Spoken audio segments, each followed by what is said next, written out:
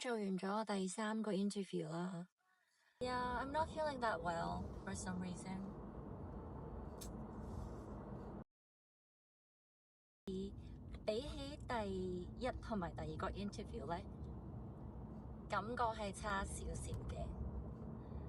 But hopefully everything will go good， 因為呢份工係我好想做噶啦。咁呢一份工係我冇諗到咁快會有呢一個機會俾我去接觸到呢個 industry。Hello， 聽唔聽到？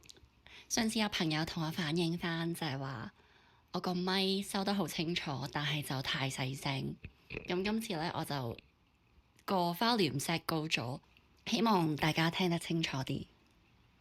同埋我覺得呢個咪其實好神奇嘅係咧，即係我都唔敢太近講嘢啦，因為咧佢係會收到我啲吞口水嘅聲音。唔知聽唔聽到 ？Anyways，do you like it？ 我見到最近好多人都唔知點解，其實佢明明呢度咧係有個位俾你夾嘅，即係擺件衫㗎啦，有個 magnet 咁嘅嘢啦。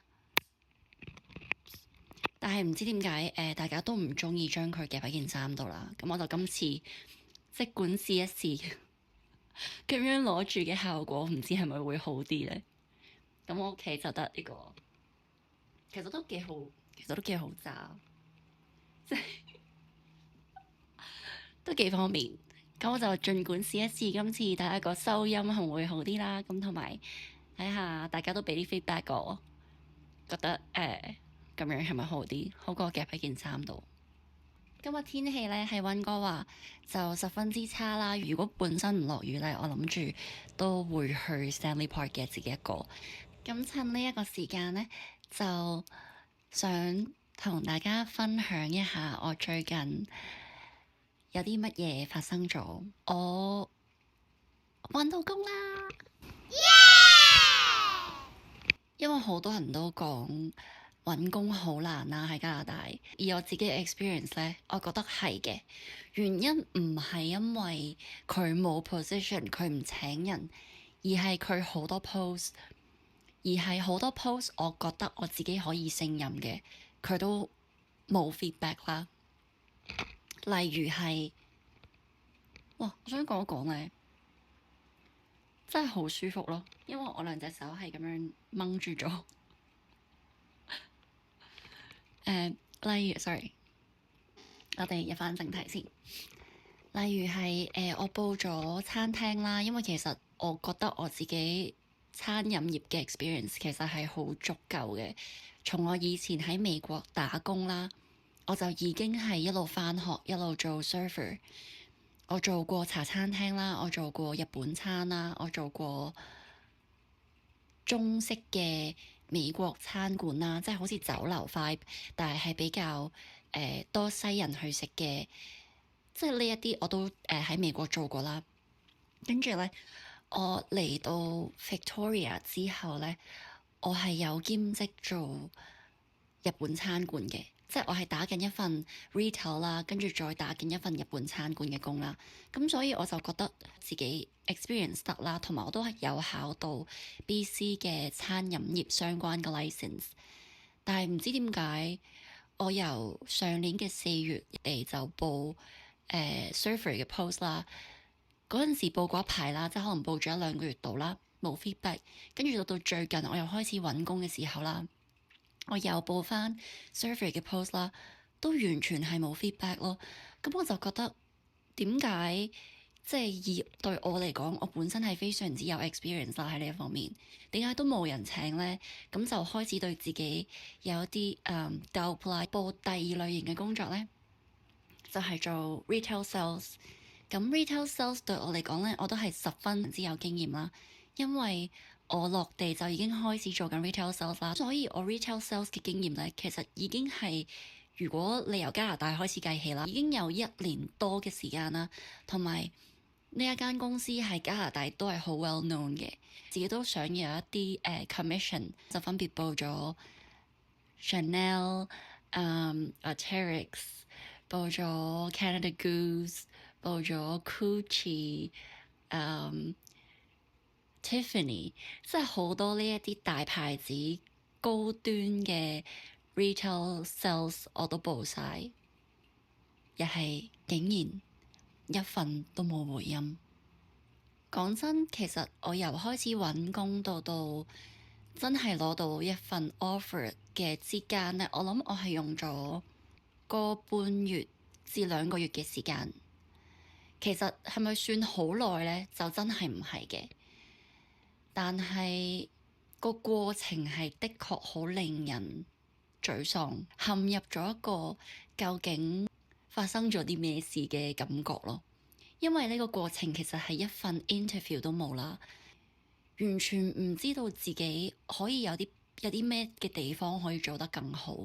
因為我係衝住我有呢一個 experience 去報呢一啲公司噶嘛，咁所以如果佢哋都唔俾 interview 我嘅時候，究竟我應該點樣去定位自己呢？去到最尾呢，其實我係無定向咁樣去擺 resume 啦。想提一提嘅係，我中間我係有大執過份 resume 嘅。咁我就有一日就坐低靜靜地咁樣諗緊，究竟係咪我份 resume 出咗咩問題呢？係咪可以有啲更好嘅位可以執一執去俾大家見到？其實我係好有 experience，我真係花咗時間去即係好似一個抽離咗自己，望翻自己嗰個模式，係究竟我呢一個人生有啲乜嘢係同人哋有啲咩唔一樣，有啲乜嘢係可以 stand out，令到人哋會俾呢個機會去見一見我。因為其實我覺得 resume 只係一張紙啦，上邊 obviously 係寫晒你自己嘅經歷啦，有啲咩學歷啦，講乜嘢語言啦。However， 佢唔代表你啊嘛。其實我覺得呢一個 system 咧都幾得意咯。而呢一個 system 就係佢決定請唔請你嘅渠道，咁所以就係唯有去努力去符合呢一個 system 嘅準則啦。但係我覺得我完全係唔認同呢個 system 㗎。要點樣話俾人哋聽，我係值得你去 interview 嘅咧？將成個 resume 嘅形式改咗啦，即係本身係好正常 summary，跟住就你個學歷，跟住你嘅 experience 就由最近去到最後，跟住咩 cert 咁就寫落去咁樣啦。正常係咁樣嘅 format 噶嘛。有啲乜嘢令到可以 stand out 啫？係咪先？我自己又唔係咩名校嘅大學讀出嚟嘅，即係如果我嗰份 resume 同一個名校嘅出嚟咁。將心比己，我係個 HR，我都會揀人哋名校出嚟噶啦，係咪先？即係要認真去望一望自己嘅人生啦。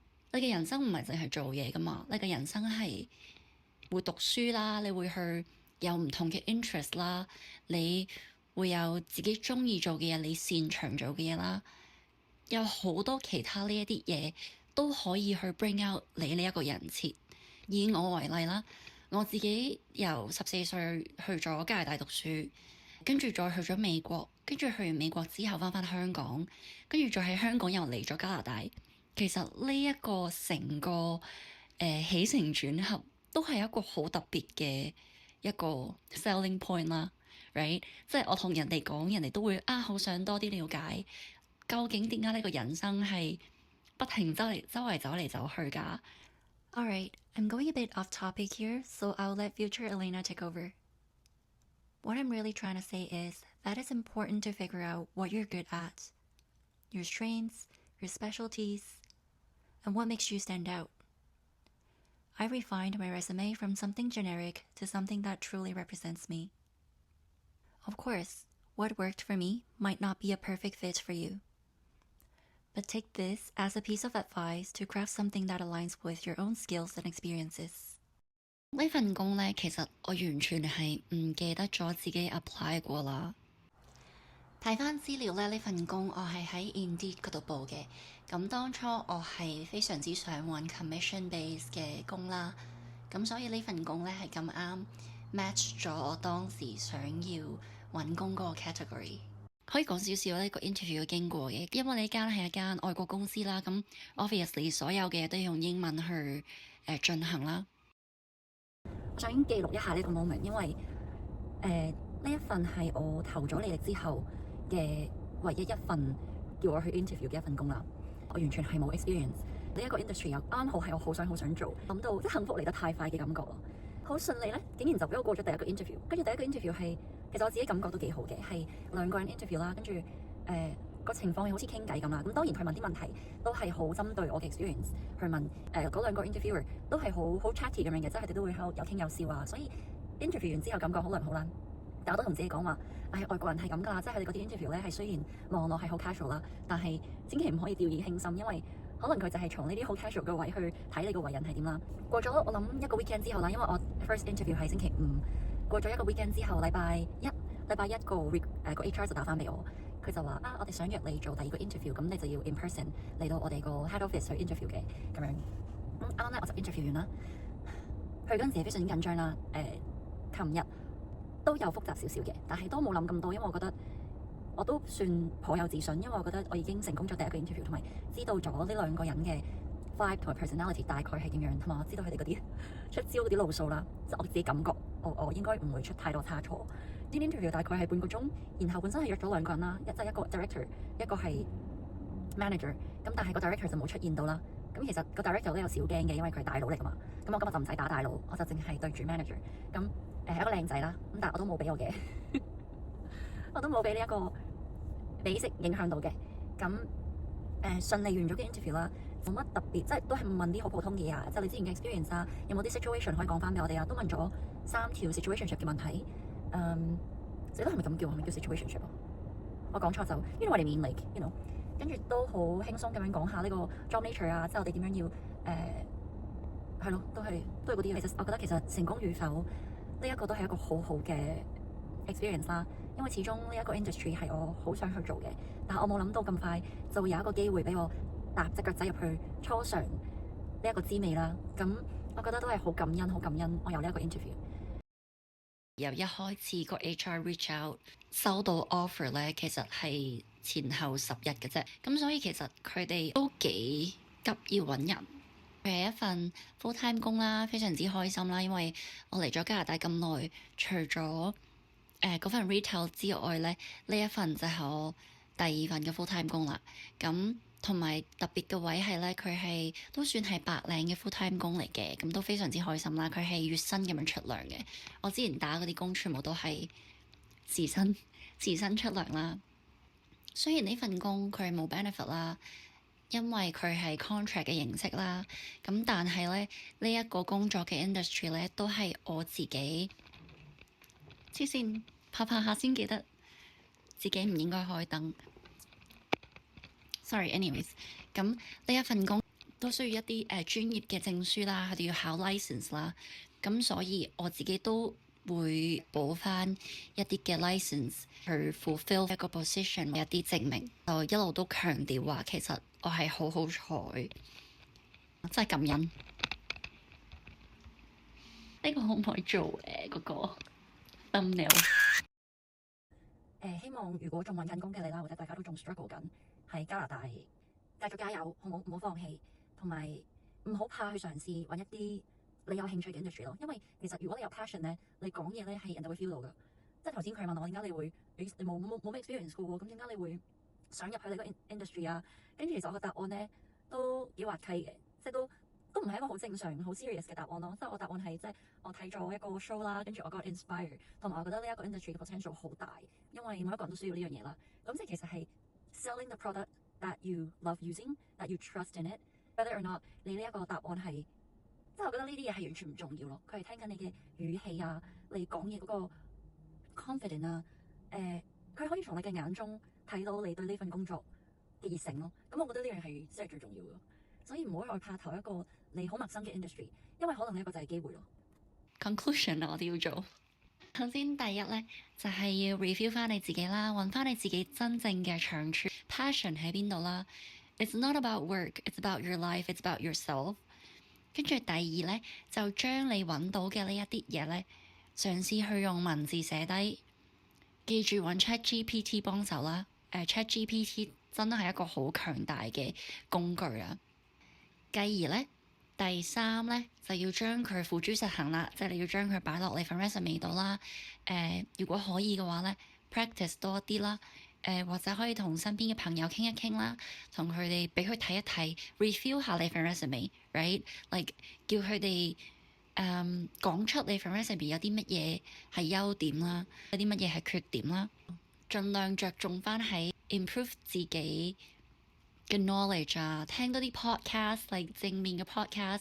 我喺呢度咧，好想同大家分享一個我聽咗好耐嘅一個 podcast，佢就係叫The Diary of a CEO。咁佢嘅一個 episode 咧都1個鐘2個鐘咁樣嘅。我自己係獲益良多，即係聽多啲呢一啲有用嘅嘢啦。嗰段期間就盡量唔好睇咁多負面嘅嘢啦，因為嗰啲對你嚟講係冇用㗎。即係 even 我最近都用多咗好多 threads 啦，咁見到大家咧會有好多不必要嘅焦慮啊，即係佢越推越多呢啲負面嘅嘢，令到你懷疑自己，懷疑人生，懷疑究竟你喺加拿大究竟適唔適合生存啊？究竟點解好似好多人都揾到工，而你自己係揾唔到，你自己係嗰個唔 lucky 嘅嗰一群啊？我覺得 don't listen to it, don't see it, just be yourself, just work hard。我覺得你嚟得呢度啦，咁就一定要努力咁樣生存啦。呢一段時間係唔容易，但係我覺得可能如果真係揾咗一段時間揾唔到你想做嗰個 industry，嘗試放低身段先咯，嘗試即係可能做咩都做咯，有機會就去先做住先咯。做 part time 先啦。我自己嘅經驗，我諗我頭先都冇講到啦。其實我自己係打住2份嘅 part time 工去儲鐘嘅，千祈唔好因為呢一份工係 part time 而你唔去 take 呢個 offer，而你 miss 咗呢個 opportunity， 我覺得唔好咯。有任何捉住咗先啦，因為呢一個 opportunity 咧一定會帶到俾你更多其他嘅 opportunity 嘅。OK？加油啦，努力啦。You're not alone。如果大家有啲咩需要幫助啦，其實我都唔知幫唔幫到咁，但係或者你可以同我分享下啦。我都嚟咗大概就嚟1年半嘅時間啦。我覺得我嘅經歷咧都可以幫到如果迷失中嘅你啦。同大家分享一個manifest 嘅小知識啦，唔好去諗話我要呢份工，我要揾到工。我哋應該係話一定係有一份工俾我做噶啦，只不過我係要點樣揾到佢呢？係啦，呢一段片應該會好長，但係就去到呢一度啦。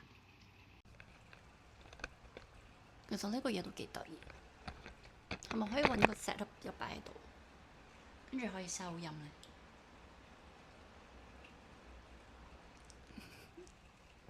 好無聊啊！